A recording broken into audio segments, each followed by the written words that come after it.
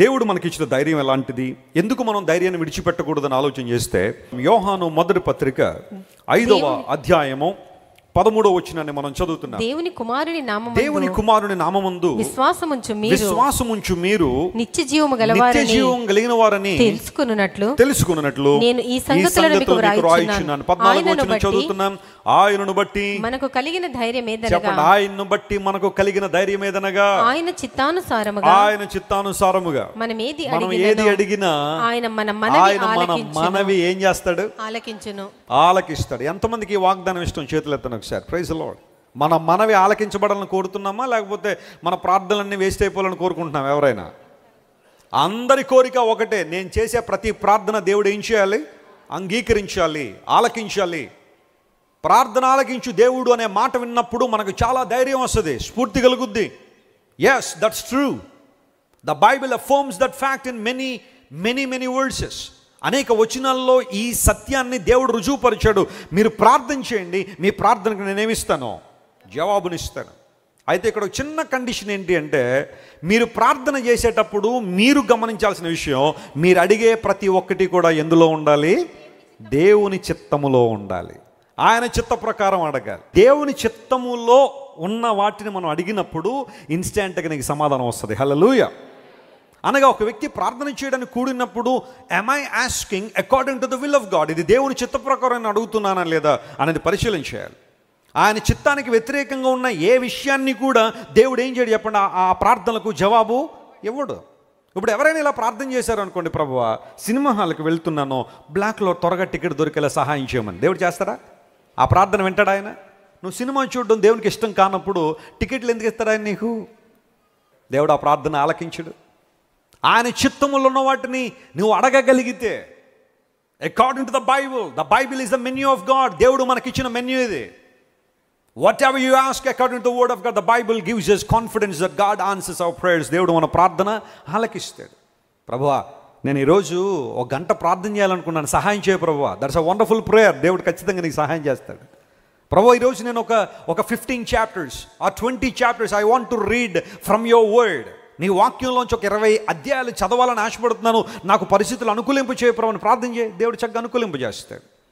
ప్రభువా నా బలాన్ని, నా శక్తిని నీ కోసం వాడవాలని ఆశపడుతున్నాను. Lord give me more gifts and more talents. I want to use them for the expansion of your Kingdom. God will definitely bless you.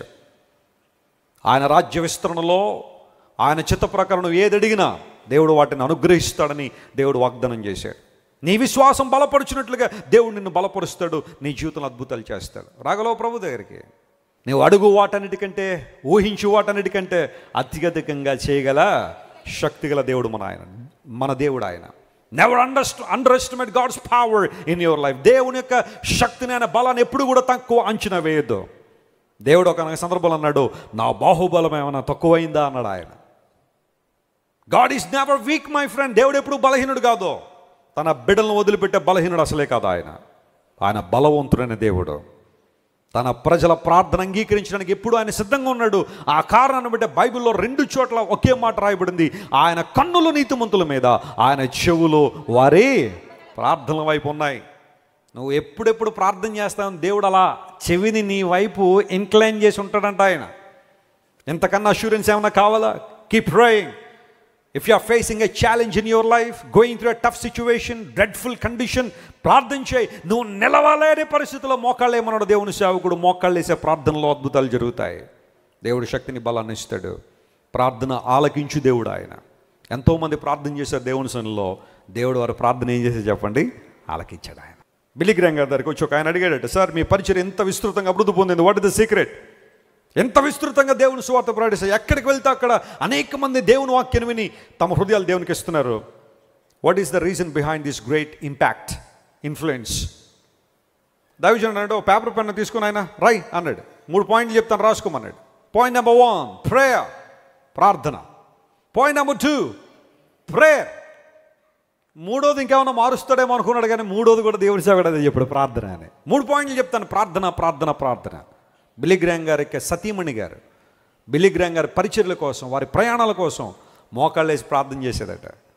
దేవుని గొప్ప కార్యాలు జరిగించాడు, అద్భుతం జరిగింది. ఈ రోజున బిల్లీ గ్రామ్ గారు పరిచయం వారి కుమారుడు ఫ్రాంక్లిన్ గ్రామ్ గారు అద్భుతంగా కొనసాగింపజేస్తున్నాను. నేను చెప్తున్నాను, ఫ్రాంక్లిన్ గ్రామ్ గారు ఏ సంస్థనైతే నడిపిస్తున్నారో సమారిటన్ పోర్ట్స్ అనే సంస్థకి దేవుడు ఈ రోజున 25 విమానాలు ఇచ్చాడు. దేవుడు నామమున స్తోత్రం కలుగును గాక. 25 ఫ్లైట్స్ ఎప్పుడు బిజీగానే ఉంటాయి, తిరుగుతూనే ఉంటాయి ప్రపంచం అంతా. ఎక్కడైతే ఇబ్బంది ఉందో, ఎక్కడైతే కన్నీరు ఉందో, రెడ్ క్రాస్ కన్నా చాలా ఎక్కువగా స్ప్రెడ్ అవుతూ సమారిటన్ పోర్ట్స్ అనే సంస్థ అనేక మందికి మేలు చేస్తూ ఉన్నారు. ఎందుకు ఈ వాక్యం తెలుసా? కీప్ ప్రేయింగ్, ప్రార్థించే దేవుడిని ప్రార్థన ఆలకిస్తున్నాడు.